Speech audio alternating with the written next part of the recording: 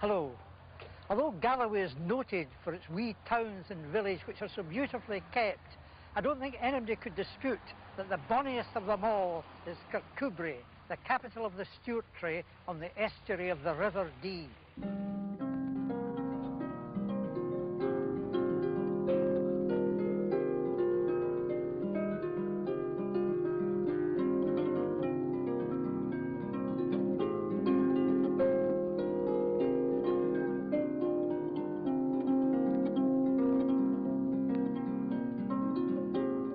Well, these are the names of famous artists, Taylor and King, husband and wife, whose house Greengates was entered by this picturesque wee close. And just down the street from it is the toll booth, the place of imprisonment and execution, the last witch was put to death here in 1698. Paul Jones, the Solway pirate, founder of the American Navy, was imprisoned for a night or two here on suspicion of murder. The Old Market Cross, it's dated 1610. And for petty crime in these days, you could find yourself on a chain and with a collar round your neck on public exhibition. But just up the street, there is a permanent exhibition of another kind in Broughton House, which was the home of E. A. Hornell. He bought the 18th century mansion in 1901. He died a bachelor in 1933 and left its contents in trust to the townsfolk of Kirkcudbright.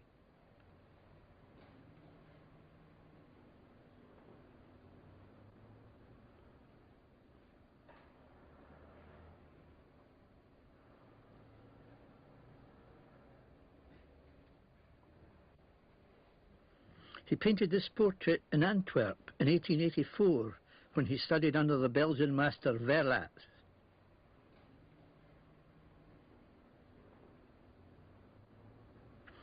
Compare it to the same subject done a year later and note the improvement in the treatment. These early works are very rare. Rosy-cheeked maidens were a favourite subject. I had the good fortune to track down one of his models. On that picture on the wall showing three wee lasses, all the faces are yours. Yes, yes. You must have been awful fond of a lassie with a nice round face. Can you remember how much he paid you for sitting for the pictures? 6 cents. And a shilling at Easter. I forgot about that. And a shilling at Christmas time. And a penny for myself. And did he actually paint you while you were sitting for him? No, no. He would put me into a sheet and take my photos. Well, you were a gay wee lassie in these photographs. Aye, but I was younger as that when I went first. A good bit younger. Hornell's first success came at the age of 19 when he submitted a painting with the title A Glimpse of Kirkcudbright, and it was accepted by the Royal Scottish Academy. His ancestry was Galloway, but he was born in Australia. Japan boosted Hornell's infatuation with contrasting bright colours, and Oriental ladies in brilliant dresses particularly fascinated him.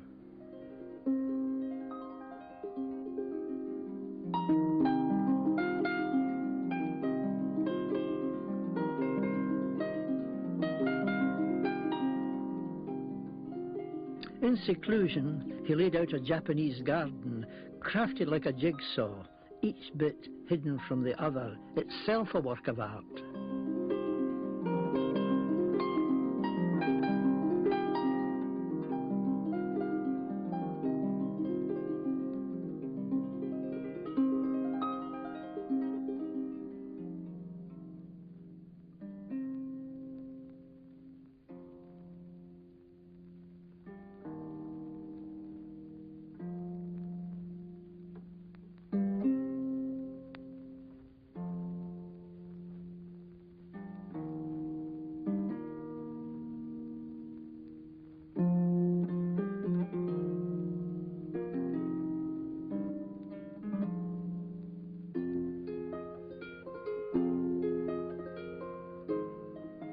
For local artists, Hornell's light still shines.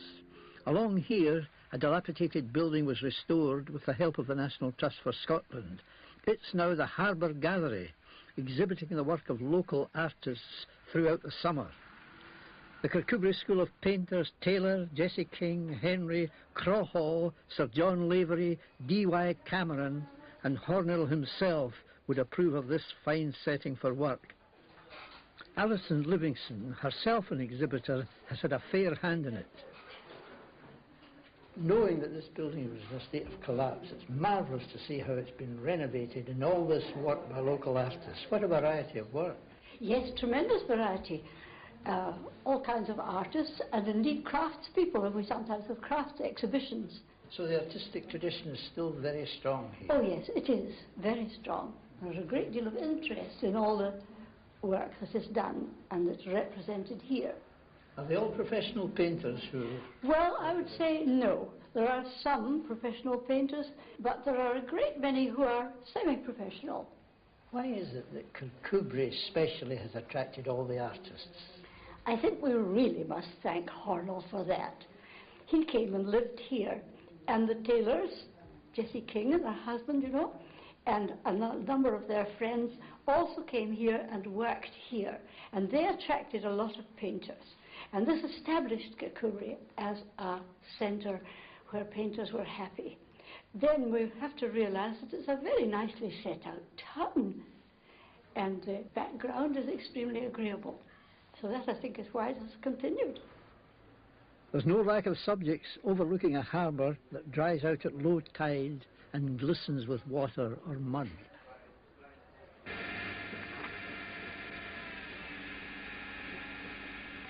When I did decide to set up as a potter, this old corn mill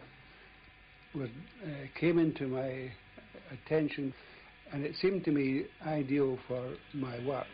I reckon I was the first in Scotland to set up as a craft potter, selling to the public. Now, in Kirkcudbright, I decided that I would survive by catering for the summer visitors.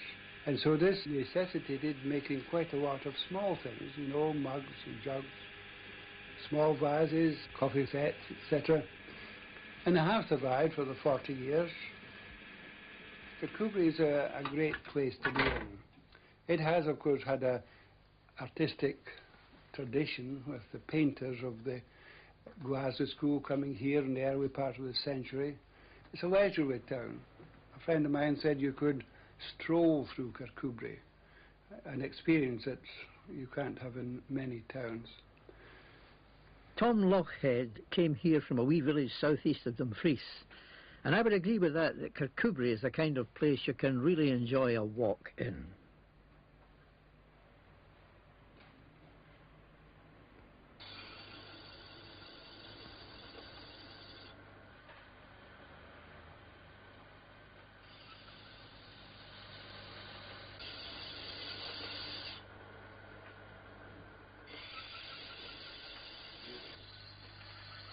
Glass engraver David Gulland was a school teacher and lay preacher in Fair Isle, Shetland, before setting up here in 1979. His kind of copper wheel engraving on glass creates the impression of sculptured images. The quality speaks for itself.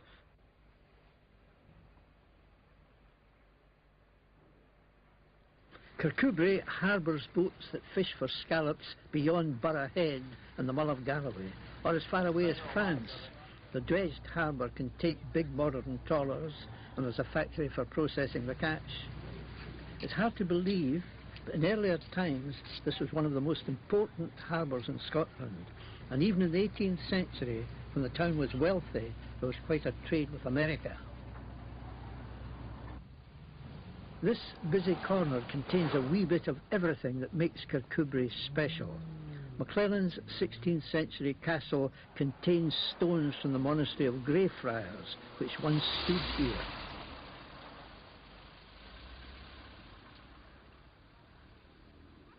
And just below it, the War Memorial, superbly sculptured. It's no wonder a lot of retired folk come to live here, and maybe that accounts for the houses being so